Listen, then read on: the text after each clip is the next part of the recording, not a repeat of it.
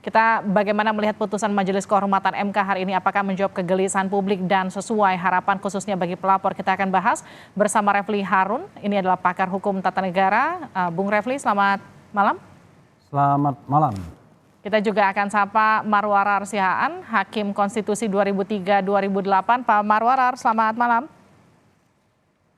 Saya ke Bung Refli dulu, jadi bagaimana melihat putusan yang dibacakan oleh Mahkamah Kehormatan MK hari ini, 9 hakim melanggar kode etik? Saya harus mulai dari mana ya? Karena menurut saya luar biasa ya, karena semua hakim konstitusi dinyatakan melanggar semua.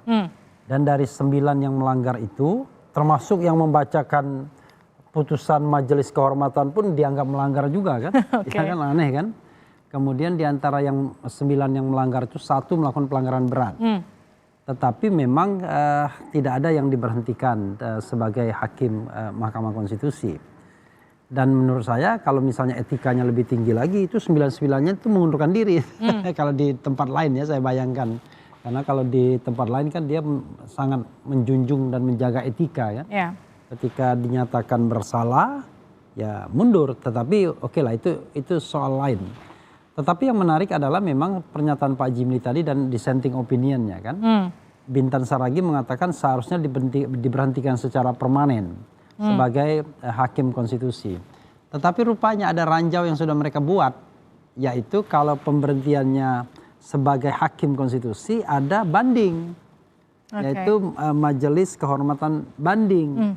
Artinya itu bisa dianulir dan kita tahu bahwa yang membuat Majelis Kehormatan kan Mahkamah Konstitusi juga. Jadi menurut saya ini ada beberapa kelemahan-kelemahan yang barangkali patut kita catat. Tapi mengenai sanksi ya yang terkait dengan Anwar Usman ini saya sudah perkirakan. Cuma saya memperkirakannya dia diberhentikan secara permanen. Karena kenapa? Karena dia memiliki yang namanya conflict of interest permanen saya katakan dalam berbagai kesempatan. Dan ternyata cara berpikir demikian diakomodir kan oleh hakim Mahkamah Majelis Kehormatan. Dia menghukum tidak hanya mendemosi sebagai ketua menjadi hakim biasa saja, tapi dilarang untuk terlibat, ya kan, di dalam sengketa pemilu pilkada yang melibatkan ada garis kepentingan keluarga misalnya. Nah, tetapi aneh kan, maksud saya kok tanggung sekali. Hanya sekali lagi memang kalau diberhentikan maka kemudian harus ada Majelis Kehormatan Pembanding. Nah itulah sebabnya tadi kan Majelis Kehormatan mengatakan ya mbok ya jangan jeruk makan jeruk begitu. Bikin aturan tuh ya jangan yang menguntungkan dirinya sendiri. Kalau memang mau diatur, aturlah dalam undang-undang. Atau tidak ada yang namanya Majelis Pembanding itu. Itu satu hal. Nah yang lain yang barangkali mengecewakan publik yang ingin melihat putusan Mahkamah Kehormatan lebih progresif, yaitu mereka menolak untuk mengaitkan putusan ini dengan kemungkinan untuk memeriksa ulang hasil putusan yang kemarin. Ya putusan itu atau kasus itu. Apakah dimungkinkan memeriksa ulang undang-undang yang sama? Bisa, karena kan sudah diajukan katanya. Jadi undang-undang itu bisa diajukan kembali untuk direview, diperiksa oleh 8 hakim konstitusi yang ada, karena 1 kan tidak boleh karena ada konflik of interest kan. Tetapi masalahnya adalah itu hanya berlaku untuk ke depan. Jadi sebenarnya nggak berlaku untuk Gibran. Jadi kalau menurut Anda apa yang kemudian diputuskan dari persidangan tadi itu hanya sekedar pemanis saja karena nggak ada efeknya apa-apa? Iya, nggak ada efeknya apa-apa. Termasuk juga penentuan tanggal 7 itu, tanggal 7 November hari ini nggak ada efeknya. Jadi kalau misalnya nanti mereka menyidangkan kembali pasal yang sama, pasal 169 ya kalau tidak salah, maka bisa jadi keputusannya mengabulkan, tapi mengabulkan cara membacanya beda lagi, yaitu hanya gubernur misalnya, atau tafsir yang tadinya sudah diletakkan MK dibuang. Jadi balik lagi 40 tahun saja, tidak 40 tahun atau ini. Nah, tapi dari sisi ilmu pengetahuan atau dari sisi praktik di Mahkamah Konstitusi ini hal yang menarik, karena ini baru. Jadi sebuah putusan MK itu paling tidak secara implisit dikatakan tadi bisa ditinjau ulang, tetapi oleh hakim konstitusi itu sendiri. Artinya kita ajukan lagi saja kasus yang sama.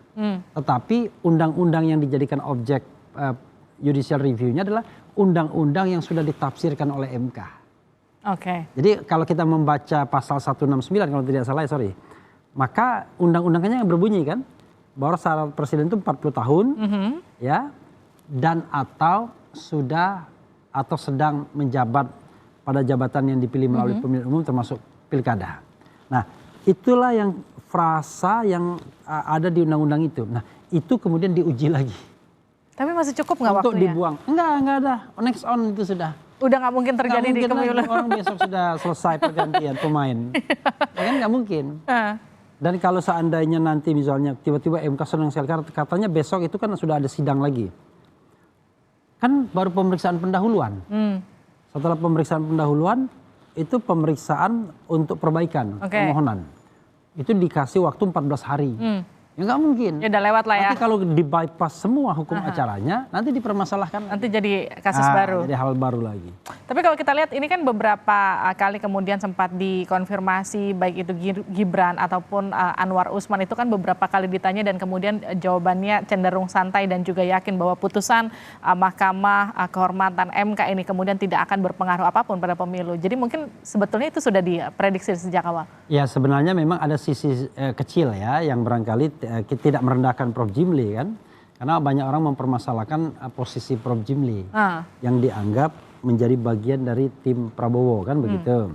Lalu putranya sendiri menjadi calon anggota legislatif dari Gerindra. Tapi menurut saya itu bisa juga berpengaruh ketika mengambil kesimpulan akhir.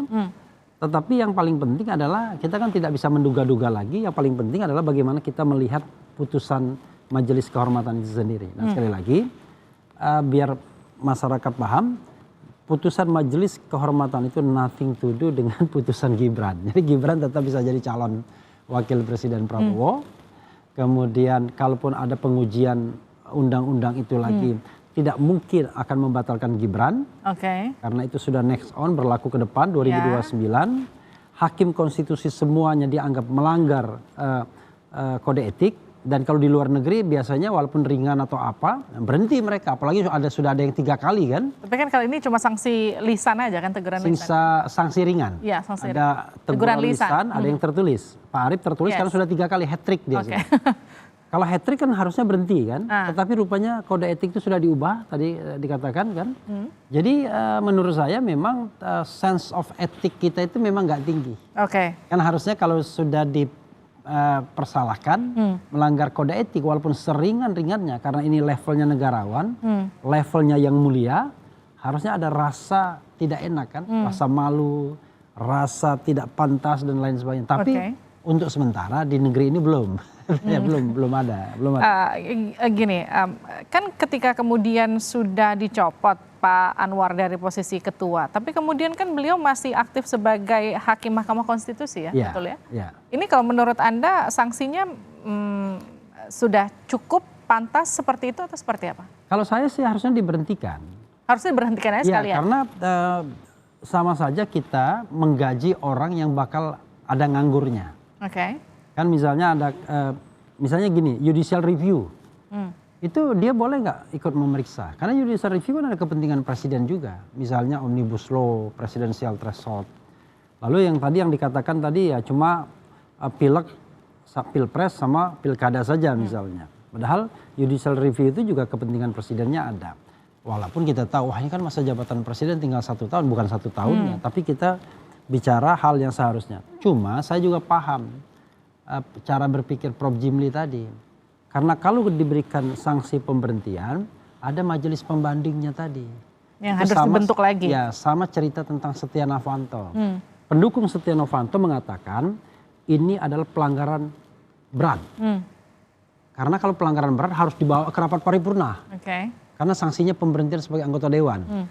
Tapi pendukung Setia Novanto mengatakan ini adalah pelanggaran berat, sementara yang kontra sama dia mengatakan pelanggaran sedang. Aneh kan?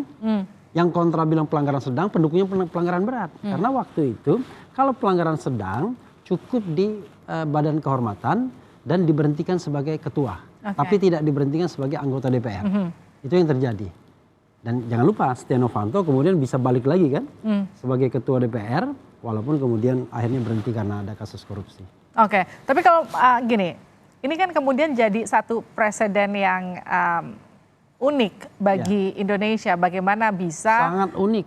Ya, bagaimana bisa? Sangat unik ini. Bagaimana bisa 9 hakim, katakanlah 9 hakim MK yang kemudian dianggap sebagai hakim agung, 4-empatnya disanksi bersamaan dan terbukti dalam satu waktu begitu. 9. Kan 9-nya kan? Ya, 9-9 ya? Iya, 9-9-nya dikatakan melanggar kode etik. Salah satu sebenarnya kode etiknya berat juga loh. Mereka membiarkan yang namanya budaya konflik of interest, budaya benturan kepentingan. Sebagai contoh misalnya menyidangkan masa jabatan hakim konstitusi.